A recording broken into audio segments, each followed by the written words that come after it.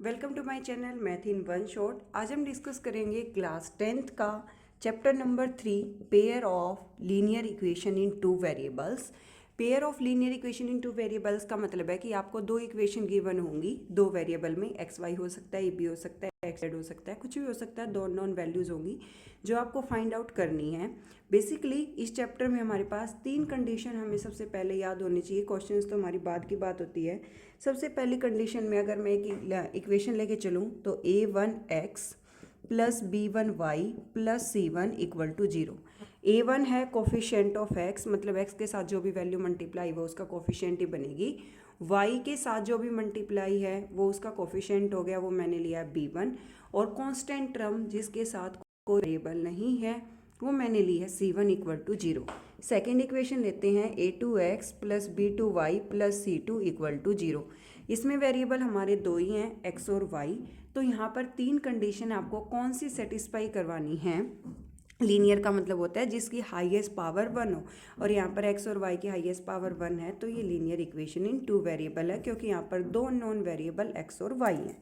तो सिमिलरली हम यहाँ पर फर्स्ट कंडीशन लेके चलते हैं, x के कोफिशिएंट को x के कोफिशिएंट से डिवाइड करो, y के कोफिशिएंट को y के कोफिशिएंट से डिवाइड करो। अगर दोनों इक्वल नहीं आते हैं तो उसको हम कहेंगे इंटरसेक्टिंग लाइन। क्या कहेंगे हम उसको?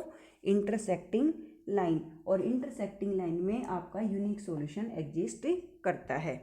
उसके बाद नेक्स्ट आता है हमारा a1/a2 equal to b1/b2 equal to c1/c2। अगर सारे के सारे इक्वल आ जाते हैं तो उसको हम कहते हैं कोइंसिडेंट लाइन।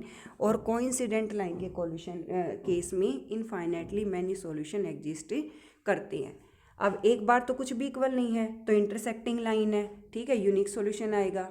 और अगर हमारे पास तीनों के तीनों इक्वल हैं तो कोइंसिडेंट लाइन आ जाएगा। अगर हमारे पास a1/a2 equal to b1/b2 not equal to c1/c2 आता है तो यहाँ पर आएंगे हमारे पास पैरेलल लाइन। और पैरेलल लाइन के केस में नो सॉल्यूशन एग्जिस्ट करता है।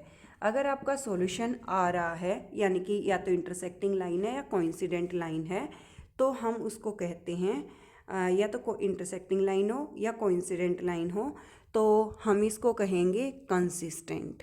क्या कहेंगे हम इसको? Consistent solution. और अगर हमारे पास पैरेलल लाइंस हैं, कोई भी सॉल्यूशन नहीं आता है तो उसको हम कहेंगे इनकंसिस्टेंट, यानी कि यहाँ पर सॉल्यूशन एग्जिस्ट नहीं कर रहा है। इसी तरीके से अगर हम इसके कुछ क्वेश्चंस की बात करें, जैसे इसमें फर्स्ट क्वेश्चन आपको ग्राफिकल मेथड से सोल्व करना दे रखा है कि हम ग्राफिकल मेथड से अगर उसको सोल्व करें तो इक्वेशन आपको बनानी आनी चाहिए। 10 student of class 10 took part in A mathematics quiz. Math की क्विज में 10 बच्चे पार्टिसिपेट करते हैं। The number of girls is 4 more than the number of boys. Let number of boys जो हैं वो हमने कंसीडर कर लिए x, ठीक है। बाकी इसमें क्वेश्चन में हिंट दे रखा है नहीं दे रखा तो हम अपने अकॉर्डिंग कंसीडर कर सकते हैं। नंबर ऑफ बॉयज़ हमने कंसीडर कर लिए x। और लेट नंबर ऑफ गर्ल्स, जो नंबर ऑफ गर्ल्स हैं वो कंसीडर कर ली y। अब इसने कहा था कि जो गर्ल्स हैं वो बॉयज़ से 4 ज़्यादा है, यानी कि y किसके इक्वल है? x प्लस 4 के। I repeat it again, class 10th में टोटल 10 स्टूडेंट हैं, यानी कि number of girls plus number of boys equal to 10 है। और जो नंबर ऑफ गर्ल्स हैं वो 4 ज़्यादा है नंबर ऑफ बॉयज़ से। तो यहाँ पर इक्वेशन आएगी y equal to x plus 4। अगर मैं सब्स्टिट्यूशन इक्वेशन यहाँ पर लगाती हूँ तो y की वैल्यू x प्लस 4 मैं यहाँ रख सकती हूँ अकॉर्डिंग टू द क्वेश्चन।